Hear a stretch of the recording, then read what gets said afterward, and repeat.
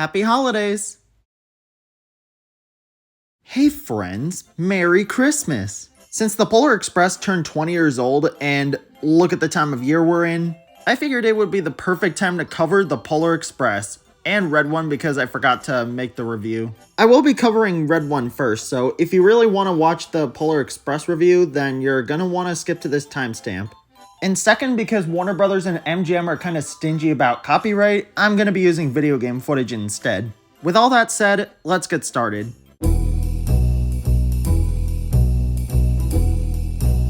When I was 7, I took my cat to the mall to meet Santa, and it was probably the best day of his life.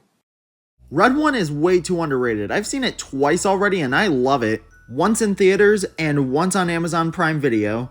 First off, I love the concepts of this movie, like the Hot Wheels car becoming an actual car with a device. I also really love the depiction of Santa and the North Pole. This is just a really cool movie. This movie is a high budget and it shows. This movie is visually beautiful and the action is super creative and well choreographed.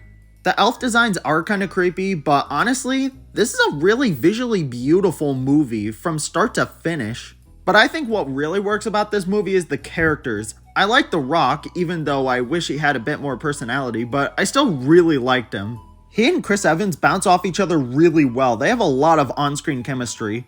Santa is really good in this movie, though I kind of wish he got a bit more screen time even if he was kidnapped. But Omni-Man does a really great job at playing him, even if he's not on screen that much. I love the big CGI polar bear Garcia, another victim of not enough screen time.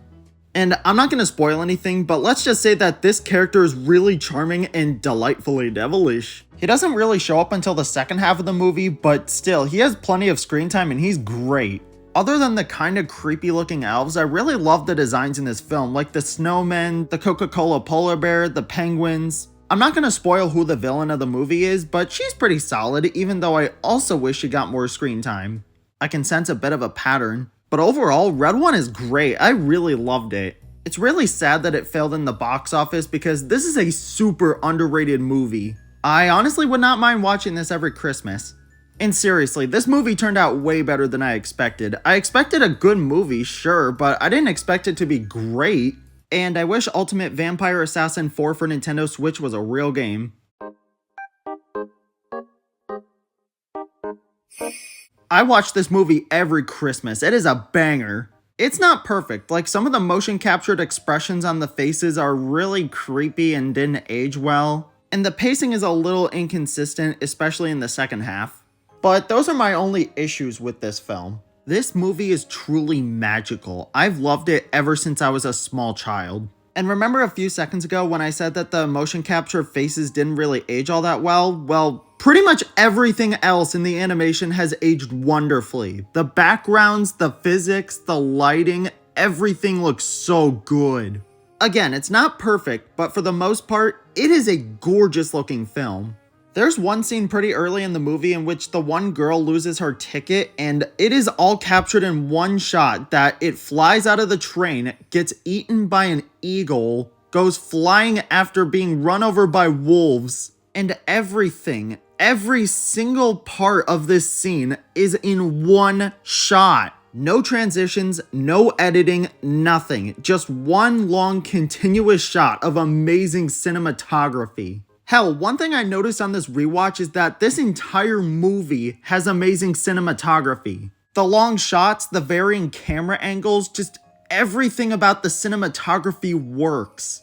And oh my god, I love the musical sequence with the hot chocolate. It is awesome. I have loved this scene so much ever since I was little, and it's super creative and fun. Tom Hanks is excellent. He plays so many characters in this movie. He plays the hobo, the conductor, the hero boy, Santa Claus, the Scrooge marionette puppet, and the best part? He kills it in every single role. He puts on a different voice for almost every single character, and it is amazing how much vocal range this man has. The conductor especially is my favorite. There's so much whimsy and personality, and Tom Hanks must have had a blast in the recording booth.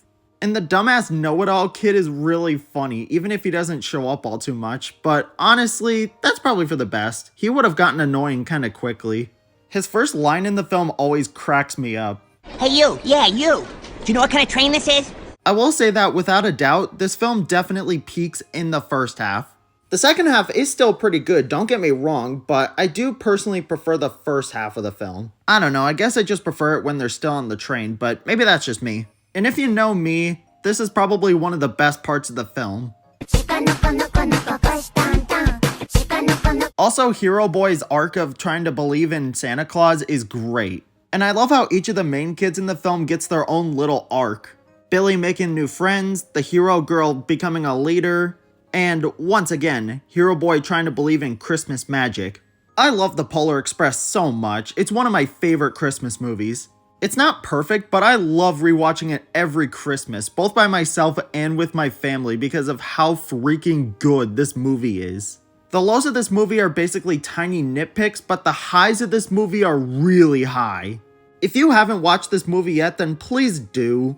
Back in high school, my Chicago history class watched this movie in April because of a Chicago address somewhere near the end of the movie. It's not relevant, I just wanted to point it out for some reason.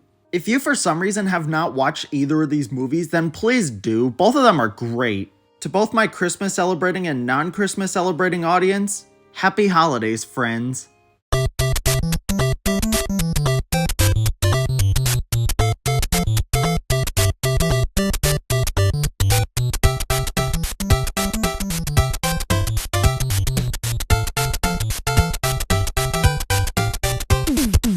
You better watch out.